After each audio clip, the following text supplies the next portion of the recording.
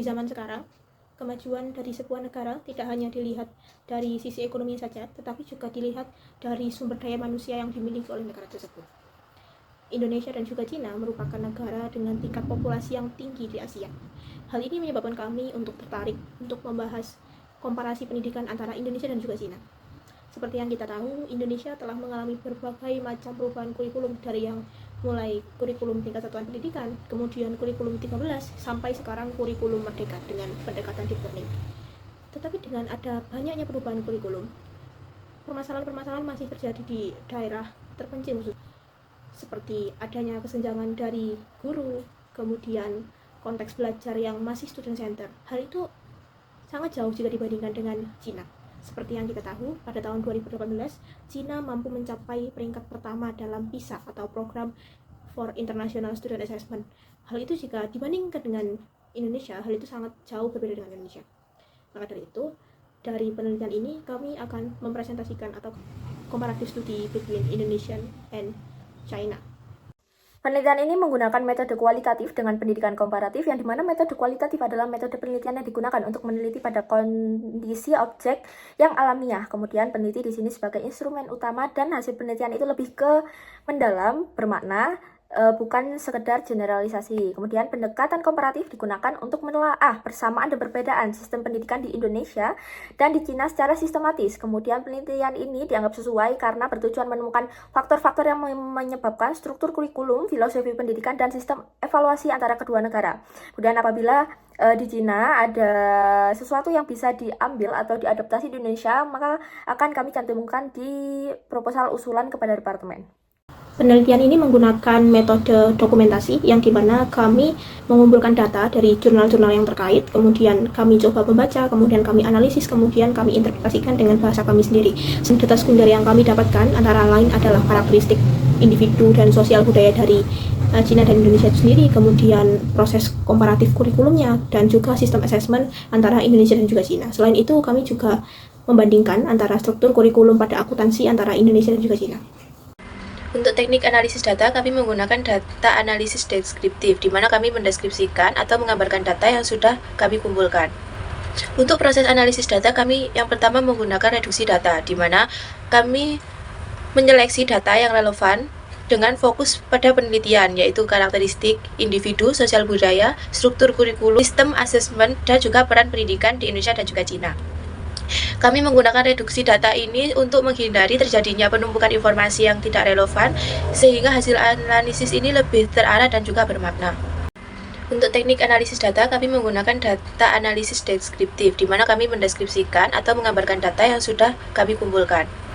Untuk proses analisis data, kami yang pertama menggunakan reduksi data, di mana kami menyeleksi data yang relevan dengan fokus pada penelitian, yaitu karakteristik individu, sosial budaya, struktur kurikulum, sistem asesmen, dan juga peran pendidikan di Indonesia dan juga Cina.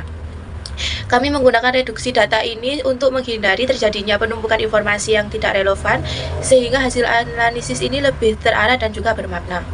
Pembahasan selanjutnya adalah terkait perbedaan antara kurikulum di Indonesia dan juga Cina secara general. Yang pertama, ada tujuan pendidikan nasional antara Indonesia dan juga Tiongkok. Seperti yang dapat kita lihat dalam slide berikut, bahwasannya pilar utama dari tujuan kurikulum antara kedua negara sangat berbeda. Yang pertama, dari Indonesia itu sendiri.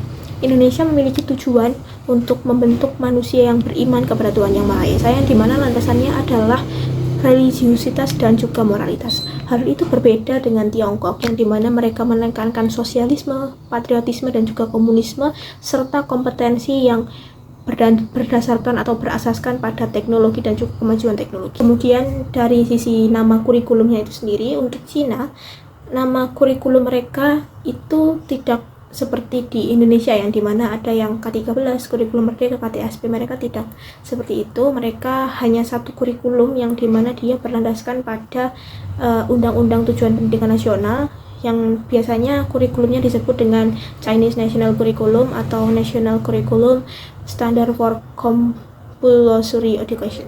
Selanjutnya ada pada landasan ideologi, yang dimana Cina sendiri memiliki landasan komunis, sehingga landasan dari kurikulum itu sendiri adalah untuk patriotisme kepada partai komunis di Tiongkok.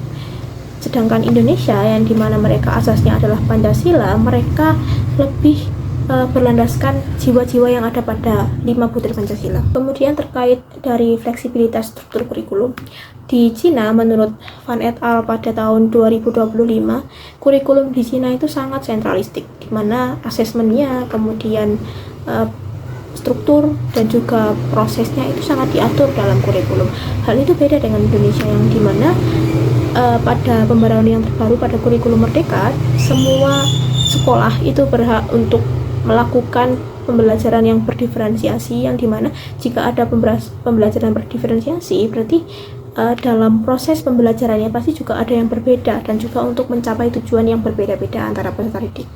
Kemudian untuk asesmen antara Indonesia dan juga Tiongkok, mereka juga memiliki asesmen di tingkat SMP. Di Cina ada Zhongkao, jika di Indonesia mungkin itu seperti ujian akhir semester di kelas 9. Kemudian untuk di Cina, untuk masuk perguruan tinggi itu ada Gaokao, dan jika di Indonesia mereka memiliki SNBT atau Seleksi Nasional Berbasis Komputer.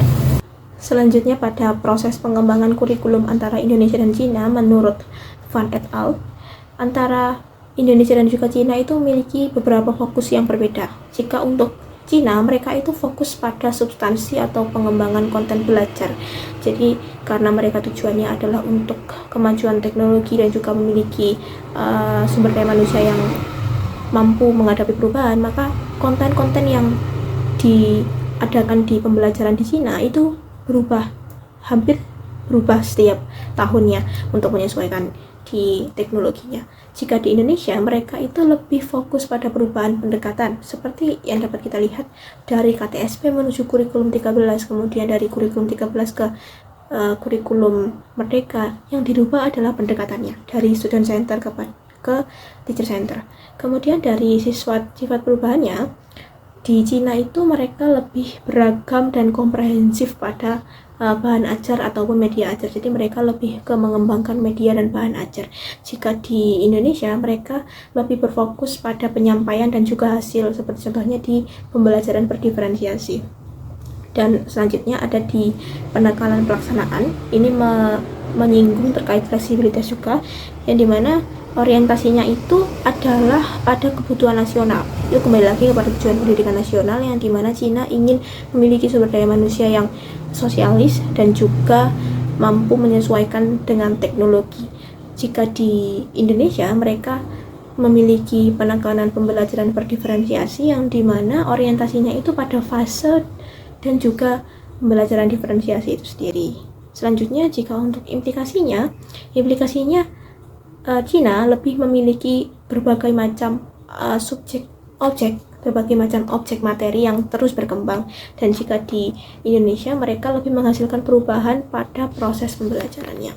Kemudian terkait asesmen di China, seperti yang saya singgung di awal tadi, ada Zhongkao dan juga ada Gaokao. Zhongkao dan Gaokao ini sendiri merupakan ujian yang lumayan sulit di Cina. Bahkan menurut PIRAS pada tahun 2019, Gaokao ini termasuk pada ujian yang sulit di dunia. Perbedaannya ada pada tingkat pelaksanaan ujian. Jika Zhongkao, dia lebih ke anak lulusan SMP, jadi adalah untuk anak SMP yang ingin ke SMA. Jadi Zhongkao ini adalah penentuan jika mungkin mereka tidak mencapai kompetensi yang diinginkan, mereka akan sekolah di sekolah kejuruan, yang dimana jika bagi masyarakat Cina di sekolah di kejuruan itu mereka akan susah untuk mendapatkan akses ke perguruan tinggi yang ternama seperti di Peking atau mungkin di Tsinghua University. Dan jika Gaokao itu merupakan, jika di Indonesia itu sama seperti SNBT. Gaokao ini merupakan ujian yang sulit di dunia, itu yang disampaikan oleh PIRAS. Ya, karena adanya si Gaokao ini, maka kurikulum mereka itu berorientasi kepada Gaokao. Jadi mereka lebih ke drilling daripada untuk fokus pengembangan psikologis dari peserta didik itu sendiri. Berikut ini adalah sajian mata kuliah atau struktur kurikulum di Peking University yang kami dapatkan dari website Guanghua School Management. Di sini dapat dilihat di semester 1 sampai semester 3 itu belum ada mata kuliah yang langsung masuk di akuntansi hanya di semester 2 itu hanya satu matkul yaitu Financial Accounting. Kemudian untuk mata kuliah akuntansinya itu diberikan di semester 4, 5, 6 dan seterusnya. Kemudian dapat dilihat juga di Peking University ini diberikan mata kuliah hierarki 1, 2, 3, 4 seperti College English dan Physical Education. Kemudian yang kedua ini ada mata kuliah di EJUS jurusan akuntansi, yang dimana di EJUS ini lebih menekankan kepada banyaknya subjek mata kuliah daripada kreditnya. Jadi di EJUS ini dia itu mata kuliahnya banyak, tetapi SKS yang diberikan atau kredit yang diberikan itu hanya sedikit. Kemudian di semester 1 masih dikasih Principle of Accountancy dan campur dengan mata kuliah lainnya yang masih umum atau mata kuliah umum. Kemudian untuk mata kuliah yang intermediate kemudian advance itu baru diberikan di semester 3 dan selanjutnya. Selain ada mata kuliah teori, di EJUS ini juga ada jadwal praktik. Yang dimana jadwal praktik ini sudah ditentukan mulai dari semester kapan dilakukan, kemudian mata kuliahnya, SKS, dan lama waktu ketika melaksanakan. Selanjutnya, untuk sampel yang di Indonesia kami mengambil yang pertama dari Universitas Negeri Yogyakarta. Berikut adalah tabel yang berisi sajian mata kuliah. Untuk semester 1-2 dapat dilihat itu masih diberikan mata kuliah yang umum. Kemudian mata kuliah yang intermediate atau advance terkait akuntansi baru diberikan di semester 3 dan selanjutnya. Di tabel selanjutnya ada sajian mata kuliah jurusan akuntansi di Universitas Negeri Malang atau UM yang kami dapatkan dari website Accounting FEB UM yang dimana ini adalah tahun 2020. Untuk tahun berikutnya tidak ada. Kemudian di semester 1 diberikan mata kuliah umum dikumpulkan di semester 1. Kemudian untuk akuntansi hanya satu, yaitu pengantar akuntansi. Yang lainnya adalah mata kuliah umum di fakultas. Kemudian mata kuliah yang advance atau intermediate di akuntansi itu baru diberikan di semester 2, yang dimana di semester 2 itu ada AKM 1 dan AKM 2. Untuk yang lebih advance lagi di mata kuliah selanjutnya. Sekian presentasi dari kelompok 5 terkait comparative study between Indonesia and China. Mohon maaf bila ada salah kata. Terima kasih atas perhatiannya. Wassalamualaikum warahmatullahi wabarakatuh.